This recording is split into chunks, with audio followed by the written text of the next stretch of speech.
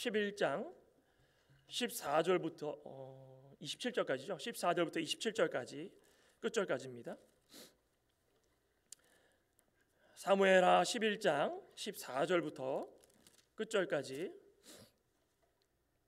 한 목소리로 같이 읽도록 합니다. 뜻을 생각하시면서 상황이 어떤 상황인지 그려가시면서 같이 한번 읽기로 소망합니다. 14절부터 읽습니다. 아침이 되매 다윗이 편지를 써서 우리아의 손에 들려 요압에게 보내니 그 편지에 써서 이르기를 너희가 우리아를 맹렬한 싸움에 앞세워 두고 너희는 뒤로 물러가서 그로 맞아 죽게 하라 하였더라. 요압이 그 성을 살펴 용사들이 있는 것을 아는 그곳에 우리아를 두니 그 성 사람들이 나와서 요압과 더불어 싸울 때에 다윗의 부하 중 몇 사람이 엎드러지고 햇사람 우리아도 죽으니라. 요압이 사람을 보내 그 전쟁의 모든 일을 다윗에게 보고할세 그 전령에게 명령하여 이르되 전쟁의 모든 일을 내가 왕께 보고하기를 마친 후에 혹시 왕이 노하여 내게 말씀하시기를 너희가 어찌하여 성에 그처럼 가까이 가서 싸웠느냐 그들이 성 위에서 쏠 줄을 알지 못하였느냐 여룻베셋의 아들 아비멜렉을 쳐 죽인 자가 누구냐 여인 하나가 성에서 맷돌 윗짝을 그 위에 던짐에 그가 데베스에서 죽지 아니하였느냐 어찌하여 성에 가까이 갔더냐 하시거든 내가 말하기를 왕의 종 햇사람 우리아도 죽었나이다 하라. 전령이 가서 다윗에게 이르되 요압이 그를 보낸 모든 일을 다윗에게 아뢰어 이르되 그 사람들이 우리보다 우세하여 우리를 향하여 들로 나오므로 우리가 그들을 쳐서 성문 어기까지 미쳤더니 활 쏘는 자들이 성 위에서 왕의 부하들을 향하여 쏘매 왕의 부하 중 몇 사람이 죽고 왕의 종 햇사람 우리아도 죽었나이다 하니 다윗이 전령에게 이르되 너는 요압에게 이같이 말하기를 이 일로 걱정하지 말라. 칼은 이 사람이나 저 사람이나 삼키느니라. 그 성을 향하여 더욱 힘써 싸워 함락시키라 하여 너는 그를 담대하게 하라 하니라. 우리아의 아내는 그 남편 우리아가 죽었음을 듣고 그의 남편을 위하여 소리내어 우니라. 그 장례를 마침에 다윗이 사람을 보내 그를 왕궁으로 데려오니 그가 그의 아내가 되어 그에게 아들을 낳으니라. 다윗이 행한 그 일이 여호와 보시기에 악하였더라. 아멘. 예상을 뒤엎는 일이 너무 많이 벌어집니다. 요압이 생각했던 다윗이 생각했던 요압, 우리가 생각했던 다윗과 요압이 전혀 다릅니다. 그죠? 여호와 보시기에 악하였더라. 오늘 제목입니다. 사람이 어디까지 악해질 수 있을까? 어디까지 악해질 수 있을까요? 1971년 8월에 미국의 심리학자 필립 짐바르도라는 학자가 반사회적 행동 연구에 대한 모의 시험을 했답니다. 무슨 시험이냐면 모의 교도소를 만들어 놓고 평범한 일반 대학생들을 모집을 했습니다. 한 그룹은 수감자, 한 그룹은 교도관 역할 분담을 시켜놨는데 그 사람들은 이 죄도 짓지 않은 사람이고 교도소에 대해서 전혀 모르는 그런 사람들이었습니다.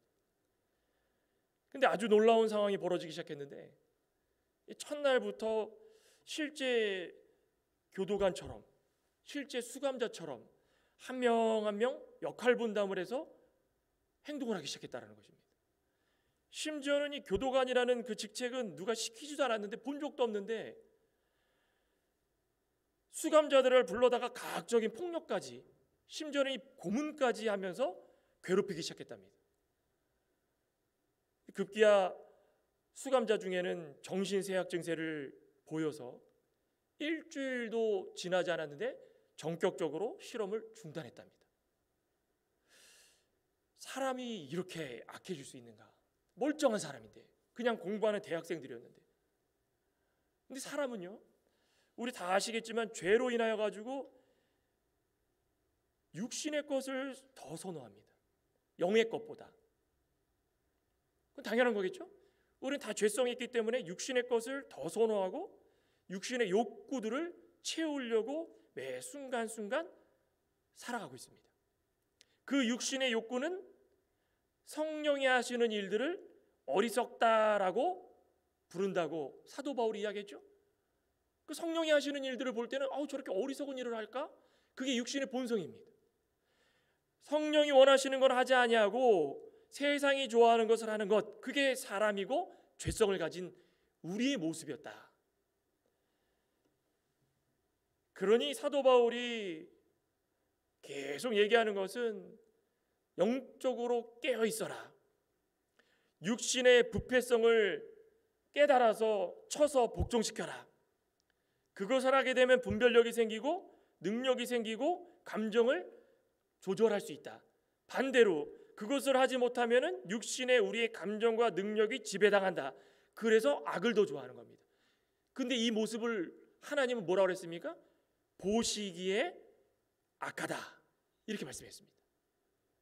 누구의 모습입니까? 다윗의 모습입니다. 어떻게 사람이 이렇게 악해질 수 있을까? 우리도 그렇게 될 수 있다는 것입니다. 다윗도 육신의 연약함으로 말미암아서 순간적으로 죄를 범하였는데 그 죄가 눈덩이처럼 커져가지고 급기야 죄를 숨기기에 급급하고 은폐하다 못해 사람을 죽이려고 하고, 실질적으로 다윗이 죽인 거지 누가 죽인 거겠습니까? 살인죄를 저질렀다. 그러니 저와 여러분들도 오늘 말씀을 통하여서 다윗의 모습이 과연 다른 사람의 모습으로만 생각해야 되는가? 아니면 오늘을 살아가고 있는 우리들이 믿음을 지킬 때 우리들도 이럴 수 있는가? 한번 생각해 볼 필요가 있다는 것입니다. 오늘 본문 가운데서 볼 수 있는 것이, 첫째로는 죄는 해결이 아닌 회개해야 된다. 회개. 죄는 해결이 아닌 회개해야 된다. 14절부터 보시면 아침이 되면, 이 아침이 되면 언제입니까? 지금 우리아를 불러다가 자라고 3일을 붙잡아뒀죠. 그리고 나서 이제 갈 때가 된 그 아침입니다. 아침이 되면 다윗이 편지를 직접 써서 우리아의 손에 들려 요압에게 보내니, 어떤 사람들은 우리아가 이 편지를 보았을 수도 있다라고 추측하는 사람도 있습니다. 만약에 봤으면은, 근데 우리아가 가만히 있었을까요? 전쟁에 나가지 않고 막 뒤집어 놓고 할 수도 있습니다. 그죠? 그런데 저는 그렇게 생각 안 합니다. 아마 이 지금까지 했던 우리아의 행동을 보면 너무 충신이었기 때문에 왕이 준 서신을 건드리지도 않고 여러 번커녕 속에 다 품어가지고 자신을 죽이라고 한 내용인데, 자신의 속에 다 품어서 왕이 주신 이 서신이니까 요압 장군에게 꼭 전해야 되겠다, 반드시 전해야 되겠다, 그 마음으로 갔던 것 같습니다. 그 편지의 내용을 썼는데 뭐라고 썼습니까? 우리아를, 편지를 들고 가는 그 우리아를 맹렬한 싸움에 앞세워 두고 너희는 뒤로 물러가서 그로 맞아 죽게 하라. 요압이 그 성을 살펴 용사들이 있는 것을 아는 그곳에 우리아를 두니, 누가 한 얘기입니까? 다윗 왕이 한 얘기입니다. 다윗 왕이 직접 자기 손으로. 이렇게 충신이었는데 집에 가서 좀 잠 좀 자라 했더니 뭐라 그랬습니까? 하나님의 율법, 하나님의 사랑하는 백성들, 지금 저기 전쟁터에서 목숨이 위태위태한 가운데 싸우고 있는데 제가 어떻게 그렇게 하겠습니까? 살아계신 하나님과 왕의 이름을 들어서 저는 절대로 그렇게 할 수 없고 부하들과 왕궁 문에서 자겠습니다. 다음 날 또 불러다가 그냥 술을 진탕 먹였는데도 끄떡이 없었습니다. 오히려 다윗이 자신의 추한 모습이 드러났죠. 이런 하나님께서 우리아의 모습을 통해 가지고 다윗에게 무엇을 기회를 주신 것입니까? 회개할 기회를 주시, 회개할 기회를 주셨는데 불구하고 다윗은 전쟁으로 정신없던 장수를 불러다가 3일 동안 데려다 놓고선 아까운 시간에 마지막엔 술까지 먹이면서 제정신이 아닌 틈을 타가지고 그 우리아의 아내 그 밧세바와 동침해서 얻은 그 뱃속의 자녀, 그 자녀를 자신이 저지른 죄인데 은폐시키려고 온갖 머리를 다 쓰고 있다는 것입니다. 근데 다 무산됐습니다. 누가 무산시킨 겁니까? 하나님이. 그러 하나님이. 오히려 다윗에게 그 모습을 보면서 깨달아, 빨리 깨달아라. 그 나중에 되면은 아예 나단 선지자까지 보내지 않습니까? 그 순간순간에 하나님께서 기회를 주시는데도 불구하고 해결하려고만 했지 회개할 생각을 안 했다라는 것입니다. 최후의 수단을 생각했는데 그게 무엇입니까? 안 되겠다, 내가 직접 글을 써가지고 우리아를 최전방으로 보내. 최전방, 최전선, 그게 어디입니까? 지금 군대가 싸우고 있는 곳이 라빠죠. 라빠, 그죠? 라빠. 자손을 멸하고 라빠를 에워쌌다고 그랬죠. 그 가장 그 앞에 최전선에 보내가지고 최전선이 어디입니까? 맹렬한 싸움이 있는 곳, 그곳에 보내서 어떻게 하라 그랬습니까? 맞아 죽게 하라. 맞아 죽게 하라. 와, 다윗의 전 상상이 안 됩니다. 다윗의 입에서 어떻게 이런 말이 나올 수 있을까? 다윗의 마음에서 어떻게 글이 나올 수 있을까? 저는 말도 안 나옵니다. 다윗의 머리에서 어떻게 이런 내용이 나왔을까요? 그 죄가 참 무서운 겁니다. 모든 것을 다 가립니다. 살인죄까지 생각했을 거라고 저는 상상도 못했습니다. 참, 그 영국의 소설가 C.S. 루이스 들어보셨죠? C.S. 루이스가 이 마귀가 성도에게 접근할 때 사용하는 방법에 대해서 글을 썼습니다. 책에 보면은 그 방법 중에 하나는 속도가 느리더라도 자신이 지금 태양으로부터 등을 돌려서 차갑고 어두운 공간의 끝으로 가고 있다라는 생각을 절대 허용시키거나 허용해서는 안 된다. 그게 우리의 가장 중요한 싸움의 목적이고 결과여야 된다. 무슨 말인지 아십니까? 마귀가 항상 하는 거는 태양으로부터 등을 돌려가지고 따뜻한 태양으로 향하는 것이 아니라 등을 돌려서 어둡고 차가운 곳으로 가고 있는데도 그것을 인식하지 못하도록 만든다라는 것입니다. 무감각하게 만드는 것입니다. 싸우고 있는데 이 사람과 싸우지 말아야 되는데도 죄의 지배가 되면은 무의식적으로 툭툭 튀어나오는 말이 누가 하는 것입니까? 마귀가 원하고 마귀가 바라는 것입니다. 제발 그렇게 해라, 그렇게 해라. 교회에 열심히 출석하고 교회에서 성찬을 참여하고 교회 교우들과 함께 친밀한 교제를 나누고 시간이 부족한 것처럼 느껴지면서 사람들과 하하호 다 교제를 나누면서 잘하는 것 같아 보여도 실상은 어디로 가고 있는 것입니까? 어두움과 차가운 곳으로 슬금슬금 가고 있는 것을 인식하지 못하고 살아갈 때가 많다라는 것입니다. 그게 누굽니까? 마귀가 사용하는 자. 이렇게 열심히 하고 있는 신앙생활 가운데 이런 생각이 들 때가 있죠. 내 영적 상태가 뭔가 예전과 같지 않은데 뭔가 잘못하고 있는 것 같기는 한데 잘 모르겠다.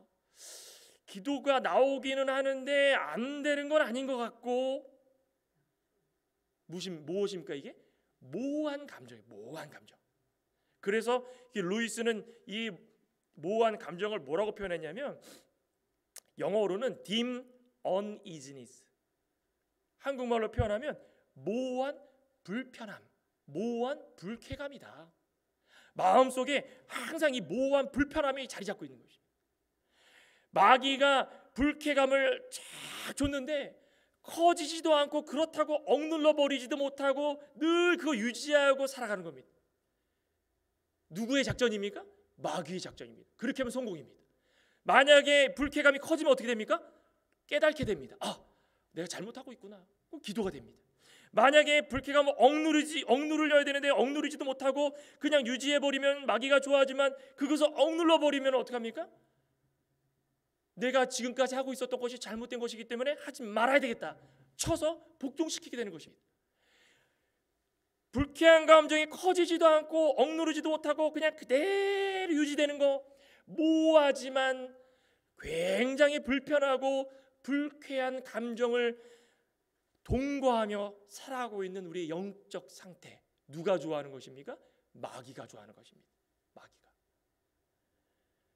영적 상태가 어떤지를 알아야 회개가 나오지 않습니까? 회개도 하지 못하고 그냥 그날 그 시간에 뭔가가 불편하면은 해결하기에 급급하고 그것으로 끝내고 뭔가 된 것 같은데 또 불편하고, 다윗이 시작이 모호한 불편함이었다라는 것입니다. 다윗이 애매했습니다. 애매. 예루살렘에 남아있었더라. 남아있는 다윗의 마음이 편했겠을까요? 뭔가가 좀 불편하지만 그래도 나는 왕인데 내가 좀 남아가지고 쉰다고 누가 뭐라고 하겠는가. 뭔가가 불편하지만 그것이 커지지도 않고 작아지지도 않고 그대로 유지가 되면서 잘못이 드러나서 회개하기는커녕 오히려 그것이 마귀의 술수에 빠져들어서 더 큰 죄를 짓게 됐다는 것입니다. 이해가 되십니까? 우리도 그런 모호하고 불편한 진실이 너무 많습니다. 교회 생활할 때마다 이런 불편함을 가지고 교회 생활을 하다가 시험에 드는데 너무 빨리 급속도로 시험에 빠져가지고 교회를 저버리고 예수님을 등질 때가 너무 많다라는 것입니다. 누가 기뻐합니까? 마귀가 기뻐합니다. 왜? 그럼 마귀의 방법이었기 때문에. 마귀가 그것을 원하는 것입니다. 잘됐다, 계속 심어줍니다. 씨를 심는데 애매하고 모호하고 불쾌감이 약간 들어오는데 이것도 아니고 저것도 아니고 해결하지 못한 상태에서 끝까지 붙들고 살아가는 겁니다. 그러다가 터져버리는 겁니다. 걷잡을 수 없이 빨려 들어갑니다. 다윗처럼 한 번에 회개했으면 끝났을 것을 점점 커져서 살인죄까지. 죄는 회개로 이어져야 됩니다. 그렇습니까? 죄는 회개라는 것은 여러분들 다 아시듯이 메타노에야 그러죠.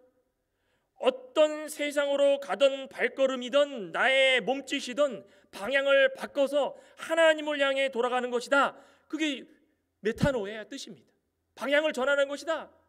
그런데 우리는 잘못 생각해가지고 늘 신앙생활하면서 해결하려고만 합니다. 해결은 무엇입니까? 고쳐서 가는 겁니다. 돌덩이가 내 눈 앞에 있는데 지나가지 못하도록 박혀 있습니다. 그거 뽑아가지고 저기 쭉 지나가는 겁니다. 회개는 그게 아니라 잘못되어졌다 판단이 되면 돌아가야 되는 것입니다. 근데 우리는 늘 해결하려고 하다 보니까 뭔가 불편함을 느끼는데 이게 맞는 건지 안 맞는 건지 성경도 안 보고 기도도 안 하고 가다가 완전히 변해야 될 상황에서 변하지 않고 소망이 없는 죄 가운데 빠져있던 사람의 모습으로 다시 걸어가니까 우리가 느끼는 육신의 부패성들이 다 좋아 보이는 겁니다. 너무 좋습니다. 남을 미워하는 것도 좋고 죽이려고 하는 것도 좋고 당장 뭐만 하면 됩니까? 내 것만 해결하면 되니 내 것만. 다윗이 지금 문제가 뭡니까? 자신의 죄만 해결하려고 드는 겁니다. 회개가 아니라 해결하면 되겠지. 됐습니까? 우리아를 불러다가 임신한 아내가 우리아의 아내라고 탁 뒤집어가지고 해결하면 되겠지. 됐습니까? 안 됐습니다. 하루가 지나고 이틀이 안 됐습니다. 이제는 급기야 우리아를 전쟁터에 보내가지고 죽이면 되겠지. 그러다가 요압까지 공범으로 만들게 됐습니다. 끌어들이는 거, 죄의 특성이 그겁니다. 자기만 가면 되는 게 아니야. 너도 끌어들이고 이 마귀가 이렇다라는 것입니다. 요압까지 공범으로 끌어들이죠. 요압은 전후 사정 모릅니다. 그렇죠? 편지를 받았는데 갑자기 우리아를 보내라고 바쁜 와중에 전쟁 제일 필요한 군사를 보내라고 그러지 않나? 그것도 3일을 붙잡을 두고 있다 갑자기 서신을 보냈는데 읽어봤더니 제일 맹렬한 싸움이 일어나는 그 목전에 보내가지고 맞아 죽게 해라? 이게 이해가 안 되는데? 그렇지만 나는 충신인데 다윗과 함께 이 나라를 정말 세워나가는 다윗의 오른팔이랑 마찬가지인데 내가 어떻게 다윗의 말을 어명을 어길 수가 있겠냐? 나는 다윗에게 충성하겠다. 그 라빠성 전투 가운데 가장 위험한 장소에다가 우리아를 밀어넣었습니다. 다른 군사들도 밀어넣었습니다. 평상시 같았으면 다윗이 그런 명령 내리지 않습니다. 다윗이 지혜가 얼마나 큽니까? 하나님께서 주신 지혜로 지금 블레셋부터 암몬부터 시작해서 모압 주변의 국가들을 점령할 때마다 이런 식의 전투를 했습니까? 한 번도 한 적이 없습니다. 그런데 갑자기 서신을 써가지고 보내라. 요압의 마음에 모호한 불편함이 생기기 시작했습니다. 맞는 건가? 나는 충성을 해야 되는 사람이기는 한데 근데 요압의 실수가 뭔지 아십니까? 그 모호한 불편함이 있으면 해결했어야 돼. 회개했어야 되는데 해결하려고 들다 보니까 하나님 앞에 충성해야 될 요압이 사람 앞에 충성했다라는 것입니다. 다윗에게 충성하다 보니까 다윗에게 인정받고 싶었고 다윗의 말을 잘 들어가지고 위대하신 다윗이요 다윗의 말씀대로 저는 다 했습니다. 그러니 저는 충신입니다. 절대 주권자인 하나님을 믿고 따라야 되는데 이스라엘 백성이라면 다윗보다 하나님을 섬겨야 되고 하나님을 두려워해야 되는데 하나님을 두려워하지 아니하고 하나님을 의식하지 아니하고 다윗을 의식하고 다윗에게 충성하고 다윗의 명령에 두려워했다는 것입니다. 마귀의 계책에 넘어가기 시작한 겁니다. 그 일로 누가 죽습니까? 우리아는 물론이고 죄 없는 병사들까지 갑자기 죽어버립니다. 우리 성도도 신앙생활할 때 해결하는 것도 좋습니다. 근데 해결이 방법이 아닙니다. 해결하려고만 들지 마시고 회개를 통해서 이 아까운 시간, 그 시간을 무의미하게 보내지 마시고 하나님 앞에 정말 귀하고 복된 삶을 살아가는 모습을 보여드린다면 그 모습이야말로 우리 영적 손해가 아닌 영적 이득이고 영적으로 하나님께서 우리에게 주시고자 하는 많은 은혜와 우리의 은사들을 받아 누릴 수 있게 된다는 것입니다. 쓸데없는 희생 막아야 됩니다. 참 이게 너무 안타깝습니다. 두 번째로 볼 수 있는 것은 죄가 또 다른 죄를 낳는다. 오늘 18절의 본문을 보시면 요압이 사람을 보내 그 전쟁의 모든 일을 다윗에게 보고하시. 이제 다 끝났습니다. 요압과 더불어 싸우는데 부하 중에 몇 사람과 우리아를 밀어 넣었습니다. 엎드러지고 죽어버렸습니다. 우리아만 죽은 게 아니라 아까운 부하들도 죽었습니다. 근데 요압이 생각한 게 무엇입니까? 분명히 이 보고로라면 우리아만 죽었으면 됐는데 다른 사람들까지 죽었으니 이대로 보고했다가는 큰일이 나겠구나. 지금 머리를 엄청 쓰기 시작합니다. 그 전령을 보내가지고 전쟁의 모든 일을 왕에게 보고하기 시작하는데 혹여나 다윗이 노한다면, 다윗도 화를 냈던 것 같습니다. 이렇게 노하면이라는 전제를 다른 거 보니까 욱하는 마음이 있었던 것 같습니다. 그런데 중요한 거는 이 상황에서 왕에게 반드시 이야기할 것은, 왕이 물어볼 거다. 어찌해서 그처럼 가까이 가서 싸웠느냐? 내가 그 전에 이렇게 싸우라고 한 적이 있었더냐? 성 위에서 활을 쏠 사람이 있는 줄 너희는 알지 못했더냐? 그때 이렇게 이야기해라. 다윗이 알고 있는 내용이 있을 것이다. 기드온의 아들 아비멜렉이 어떻게 죽었는지 다윗은 분명히 아는데 그거 이야기할 거다. 그러면은 우리아가 죽었습니다 라고 딱 한마디만 해라. 전령이 그대로 이야기합니다.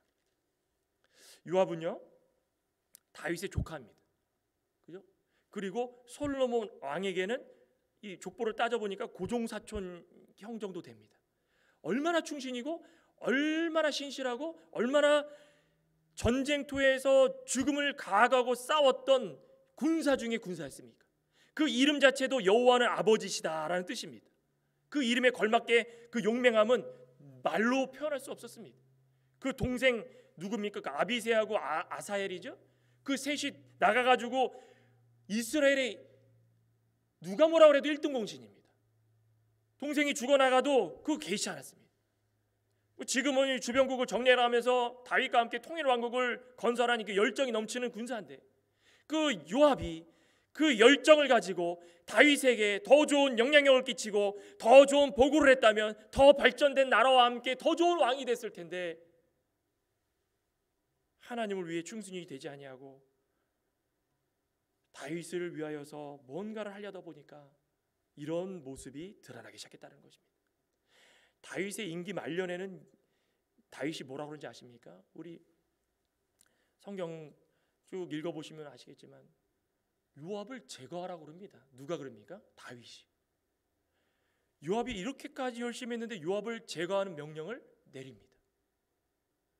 지금 요압은 앞으로 일어날 일은 일어날 일이지만 지금 요압은 어떤 생각을 했을까요? 다윗 왕의 문제가 있는 듯 애매하고 모호한 불편함으로 시선을 바라보면서 명령을 지켰지만 눈치를 어느 정도 챘을 것 같습니다. 다윗이 죄를 지었구나. 내 사랑하는 왕, 내 섬기는 왕이 뭔가 죄를 지었구나.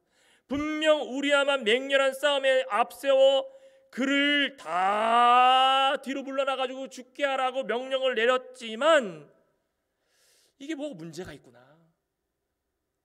그러니 우리아는 그 명령을 지킬 때에 방법을 찾다가 모르겠다 그냥 휩쓸려가지고 그냥 병사들, 죄 없는 병사들까지 같이 몰아내가지고 아무도 모르게 은근슬쩍 우리아를 죽게 만든 겁니다.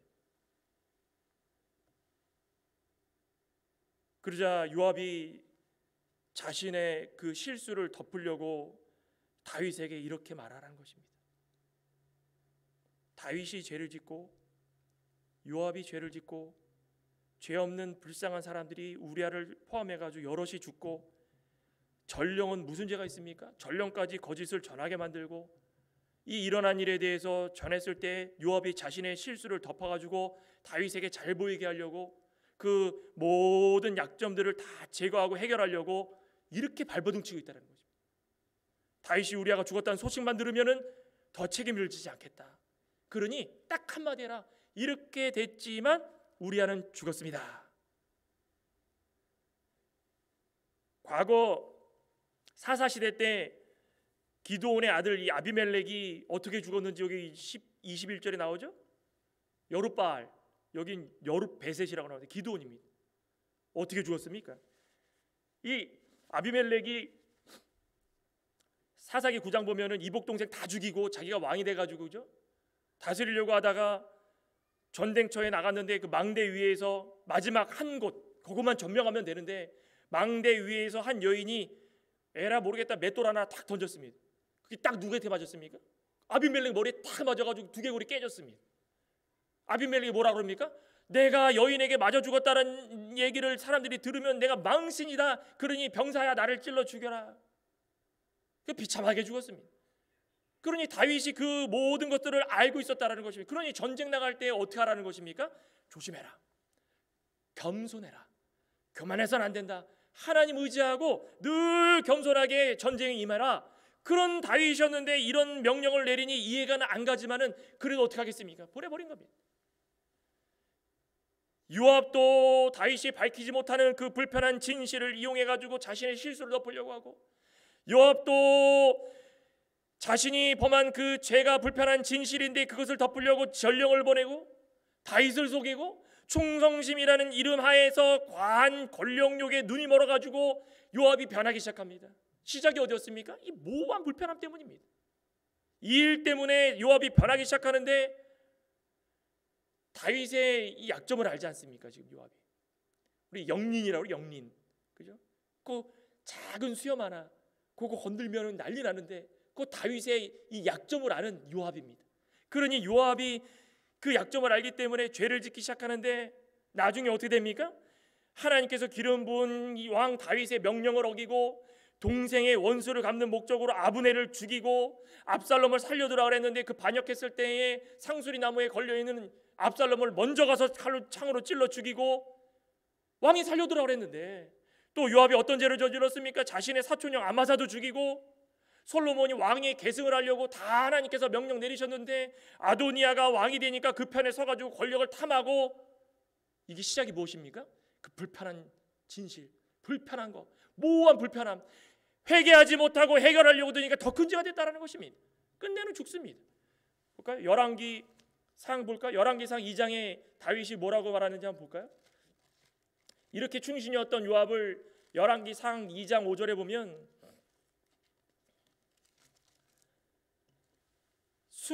수루야의 아들 요압이 내게 행한 일 곧 이스라엘 군대의 두 사령관 넬의 아들 아브넬과 예델의 아들 아마사에게 행한 일을 내가 알거니와 그가 그들을 죽여 태평시대의 전쟁의 피를 흘리고 전쟁의 피를 자기의 허리에 띤 띠와 발에 신은 신에 묻혔더라. 누구에 따라서 한 것입니까? 요압이 자기 스스로 피를 묻히고 다녔다는 것입니다. 내 지혜대로 행하여 그의 백발이 평안히 수월에 내려가지 못하게 하라. 평안히 죽지 못하게 하라는 것이, 죽여버리라는 것입니다. 다윗이 이렇게 명령을 내린 겁니다. 자, 이게 어떻게 이렇게 됐을까요? 그러니 죄가 또 다른 죄를 낳고 죄가 또 다른 죄를 낳고 우리 가운데 죄가 있으면 즉시로 회개하는 것이 그게 복입니다. 그게 복입니다. 우리아도 죽었다는 말 한마디로 단순히 모든 것이 씻어낼 줄 알았습니다. 그런데 아니었습니다. 다윗을 깨닫게 하는 또 하나님의 이 역사인데도 불구하고 다윗도 깨닫지 못했습니다. 뭐라니까? 다윗이 그래 잘했다, 힘써 담대하게 더 싸워라, 그러죠? 여기 보면 전령 22절, 전령이 가서 다윗에게 이르되 요압이 그를 보낸 그 모든 일을 다윗에게 아뢰어 사람들이 우리보다 우세하여서 우리를 향하여 들로 나옴으로 우리가 그들을 쳐서 성문 어기까지 미쳤더니, 이것도 거짓말입니다. 그죠? 다 거짓말입니다. 다 거짓말. 활 쏘는 자들이 성 위에서 왕의 부하들을 향하여서 쏘매 왕의 부하 중 몇 사람이 죽고 왕의 햇사람 우리아도 죽었습니다. 그랬더니 다윗이 뭐라 그랬습니까? 너희들은 어찌하여서 그 성 앞으로 가가지고 그런 싸움을 저질렀느냐 이랬습니까? 한마디 그런 말 없습니다. 그래? 요압에게 가서 말하라. 걱정하지 말라. 싸움하다 보면은 이 칼에 죽고 저 칼에 죽는다. 그러니 더 힘써 싸워라. 담대하게 싸워라. 죄를 덮으려고 하는 사람의 비열한 추잡한 모습입니다. 와, 다윗이 어떻게 이렇게 약해질 수 있을까요? 충신이라고 믿었던 요압이 어떻게 이렇게 사람을 속일 수 있을까요? 오늘을 살아가고 있는 우리 성도들, 마귀들은 늘 그 모호한 불쾌감을 줍니다. 그걸 찾아내기 바랍니다. 우리의 영적인 분별력에 악영향을 끼치는 것입니다. 그게 나올 때 즉시로 회개하는 게 희망이 있는 거고 소망이 있는 자의 모습입니다. 해결하지 못하면 하나님께서 기회를 주신 건데도 불구하고 또다시 죄를 짓고, 해결하고 나가서 또다시 죄를 짓고, 해결하고 나가서 또다시 죄를 짓고, 급기야 해결하지 못하는 그 상황까지도 벌어질 수 있다는 것입니다. 그러니 죄는 또 다른 죄를 낳는다. 마지막으로 볼 수 있는 것은 죄는 목표를 달성하기까지 흔들림이 없다. 흔들림이 없다. 그리고 우리가 전신갑주를 입어야 되는 이유가 여기 있습니다. 죄는 목표를 달성하기까지 절대 흔들리지 않습니다. 그렇습니까? 우리 경험이 많으신 우리 장로님, 권사님도 많이 계시죠. 죄가 자신의 목표를 달성하지 않았는데도 포기합니까? 마귀가 그렇습니까? 제가 경험한 바로는 절대 그러지 않습니다. 그런데 오늘 여기 22절부터 보면은 그 얘기가 나온 겁니다. 다윗이 25절부터 한번 봅니다. 다윗이 전령에게 이르되 너는 요압에게 같이 말하기를 일로 걱정하지 말라. 왜 안 합니까? 왜? 칼은 이 사람이나 저 사람이나 삼키느니라. 그 성을 향하여 더욱 힘써 싸워 함락시키라. 너는 그를 담대하게 하라. 이건 누구에게 한 말씀입니까? 하나님께서 다윗 왕에게 한 말씀입니다. 왕을 세울 때 기름 부어 세웠기 때문에 이제부터는 나를 의지하고 담대하게 이 나라를 통일시켜라. 하나님께서 원하시는 말씀인데 다윗이 이거를 악한 영향력에 영향을 받아서 누구에게 사용합니까? 죄를 죄로 덮는 일에 사용했다는 것입니다. 아휴, 담대하라. 뭘 담대합니까? 여기서 해야 될 일은 무엇입니까? 꼭 꼬라줘야 되는 것입니다. 그죠? 지난주에 시편 32편 맞죠? 꼭 꼬라줘야 되는 것입니다.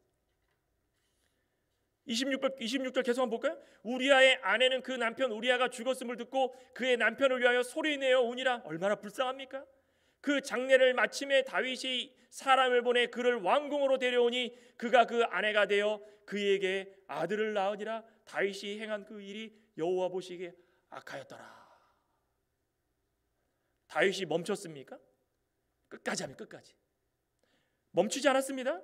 우리아가 죽고 나서 그 소식을 밧세바가 들었습니다. 아마도 장례를 이 유대 전통 7일장이라고 그러는데 길게 했는지 다윗이 아마 배려를 해줘서 더 크게 했을 수도 있습니다. 장례를 마칠 때까지 다윗이 지켜봤을 겁니다. 또 위로해 줬을 겁니다. 그래서 끝나자마자 밧세바를 데리고 와서 아이를 낳습니다.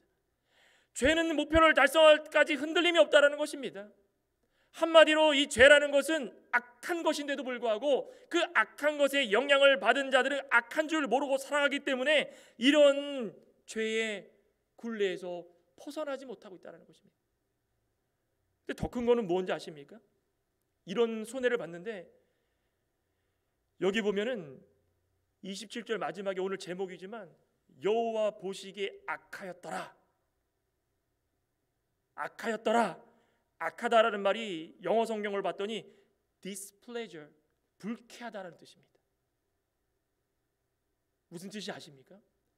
내가 모호한 불쾌감으로 모호하게 불편한 것을 가지고 있었는데 그걸 해결하지 못해서 이렇게 죄까지 왔더니 누가 불쾌하십니까? 하나님이 보시기에 너무 불쾌하다라는 것입니다. 어떻게 내가 너를 선택하고 기름 부었는데 하나님의 섭리와 역사 가운데 흔들리지 말고 나를 바라보고 나를 의지하고 나에게 기도하고 그 시간이 부족할 텐데 너가 예루살렘 성에 남아가지고 헛된 꿈을 꾸면서 죄 없는 사람을 죽이는구나. 내가 너무 불쾌하다라는 것입니다. 하나님은 죄를 짓는 모습을 볼 때마다 너무 불쾌하십니다. 우리 시편 32편 한번 다시 볼까요? 우리 32편 보고 마치도록 합니다. 우리 다윗이 이 상황을 마친 이후에 그 쌓였던 자신의 잘못됨을 회개할 때의 마음이 어땠는지 한번 보시기 바랍니다. 32편 1편 1절부터 봅니다. 허물의 사함을 받고 자신의 죄가 가려진 자는 복이 있도다. 회개하고 죄가 사함받아서 하나님께서 옳다 인정해 주신 그들은 복이 있다. 이거 깨달은 겁니다. 2절에 뭐라고 합니까? 마음에 간사함이 없고 하나님께 정죄를 당하지 아니하는 자는 복이 있다. 다윗이 마음이 얼마나 간사했습니까? 예루살렘에 나와가지고 여인이 목욕하는 거 보고 데려다가 동침하고, 그것도 부족해가지고 아이를 임신케 하고, 그것도 부족해서 남편이 우리아를 불러다가 술을 먹여가지고 거짓으로 모하고 그 작전을 짜가지고 죄를 짓게 하려고 했고, 그것도 부족하고 아예 우리아를 전쟁통에 나가서 죽이려고 들었고 실제로 죽었고, 그 간사함이 하나님을 불쾌하게 만들었다는 것입니다. 내가 입을 열지 아니할 때에 종일 신음함으로 내 뼈가 쇠하였도다. 주의 손이 주야로 나를 누르시오니 내 진액이 빠져서 여름 가뭄에 마른같이 되었느니라. 회개할 때에 하나님께서 우리를 눌러버리시는 겁니다. 눌러버리십니다. 누르다 못해 우리 진액이 쭉쭉 빠지게 하시는 겁니다. 그럴 때에 변화되어서 하나님이 그 불쾌함을 해소하고 우리에게 기쁨으로 모든 일들을 이루도록 허락하여 주신다는 것입니다. 그래, 우리는 그래서 전신갑주를 끝까지 붙들고 있고 살아가길 소망합니다. 예수 그리스도의 능력 안에서 그 전신갑주를 끝까지 지키고 하나님께서 기뻐하시는 일만 하시길 소망합니다. 하나님 불쾌해서 너희들이 내가 눈앞에서 있는 꼴도 보기 싫다라고 외치는 그 하나님의 음성을 우리는 들어보시기 바랍니다. 혹여나 우리 가운데 죄가 있다면 해결하지 마시고 회개하여서 저와 여러분들이 하나님께서 원하시는 귀하고 신실한 하나님의 백성들이 되시기를 간절히 소망합니다. 기도하시겠습니다. 하나님 감사합니다. 우리 가운데 해결하려고 들고 그것을 해결하고 또 짓는 그런 죄가 있어서 늘 불편하게 살아가고 있습니까? 하지만 해결한다 할지라도 또 죄를 짓고 해결한다 할지라도 또 죄를 짓는 우리의 육신의 부패성을 가지고 있는 죄인입니다. 하나님이 분명히 기회 주실 때에 완전히 회개하고 돌아서서 하나님을 향하여 걸어가고 빛된 길을 향하여 걸어가고 좁은 길이지만 그 길이 나의 길인 줄 알고 걸어갈 수 있는 귀하고 복된 성도가 되게 하여 주시옵소서. 예수님의 이름으로 기도드리옵나이다. 아멘. 찬송가 250